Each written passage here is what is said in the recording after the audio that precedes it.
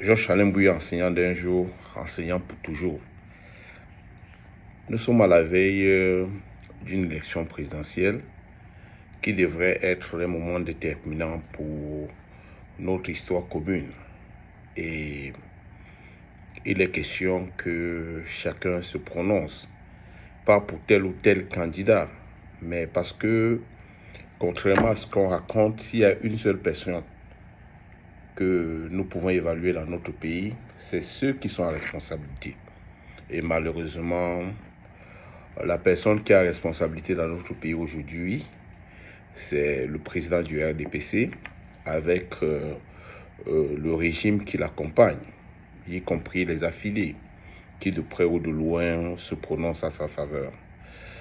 Je vais dire que ce régime a toujours présenté comme une grande victoire, c'est-à-dire le nombre d'établissements secondaires, le nombre d'universités, serait, de mon point de vue comme enseignant, sa plus grande faiblesse.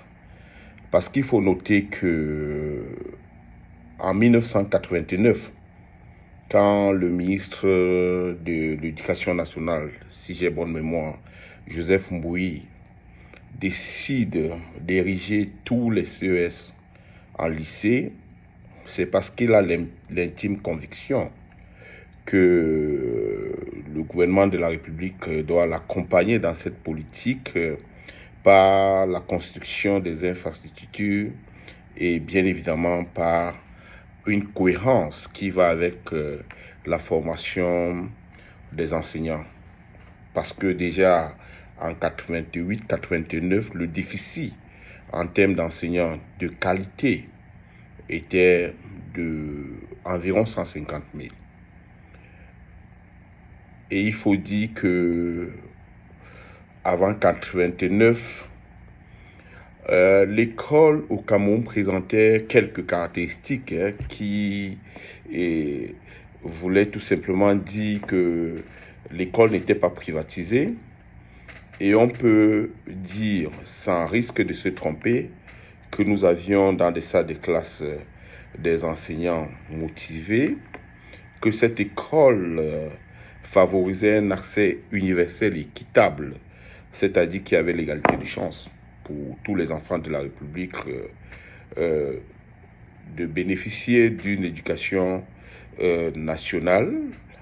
Il y avait à cette période-là des enseignants qualifiés et motivés. Je peux vous dire que j'ai été au lycée de Manengoba. Les enseignants de la ville étaient, de mon point de vue, les mieux lotis en termes de voitures et ceux à qui tous les jeunes lycéens voulaient ressembler. Nous avions aussi un environnement d'apprentissage favorable.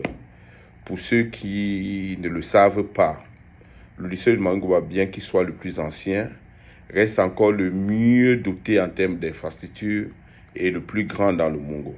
Tous les CES, y compris mon CES de Mbanga qu'on a élevé en lycée, vit dans une misère infrastructurelle qui n'a pas de nom.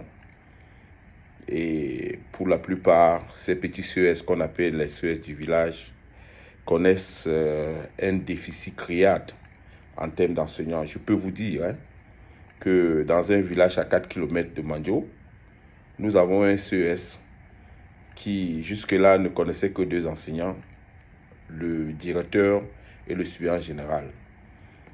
Le régime du renouveau a réussi le pari de créer ce qu'on appelle les enseignants des parents, c'est-à-dire des jeunes garçons qu'on ramasse au quartier avec une formation académique approximative et douteuse, à qui on donne des salaires de misère pour qu'ils puissent occuper les enfants à des heures libres. On ne peut pas compter sur cela pour enseigner les enfants. Il faut aussi dire que ces années-là connaissaient un contenu éducatif pertinent. C'est la raison pour laquelle, pour passer le concours de Polytech et des grandes écoles en France, on n'avait pas besoin de sortir de la Harvard ou tout simplement des écoles de renom au Cameroun. Les gens partaient bien d'ici et s'imposaient à l'étranger ou dans des grandes écoles comme des têtes bien faites. Vous savez, il est grand temps de noter que on a assisté aujourd'hui à la privatisation de l'école. Parce qu'il faut dire qu'en termes de comparaison, il y avait plus d'écoles publiques que d'écoles privées.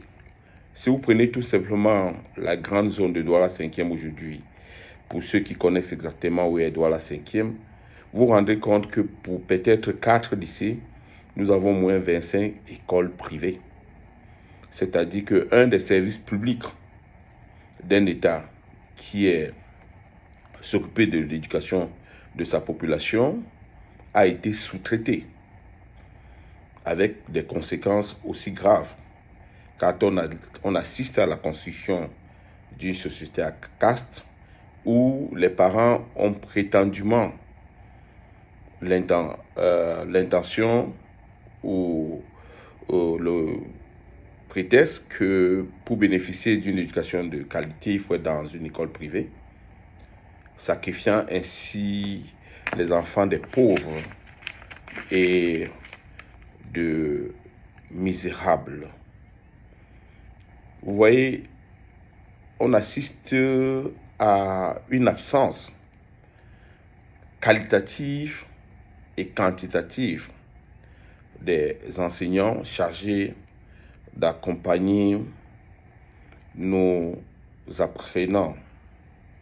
Et il faut dire, il faut noter pour le regretter, que la qualité des infrastructures scolaires est tout au moins questionnable, car personne ne peut nous dire que dans une ville tout simplement comme Douala, que les seuls lycées encore dotés en termes d'infrastructures et sportives, éducatives, soient les plus anciens et les plus vieux.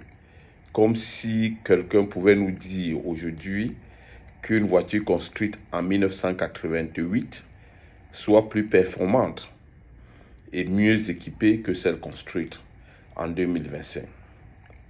Il faut dire qu'un régime qui a échoué sur le plan éducatif après 43 ans, c'est-à-dire 5 décennies, ne peut pas, sous aucun prétexte, solliciter tout au moins la compassion ou solliciter la compatie d'un citoyen, aussi griot qu'il soit, aussi rêveur qu'il soit. Parce que, comme j'ai l'habitude de le dire, un autre Cameroun est possible si et seulement si nous choisissons d'agir autrement.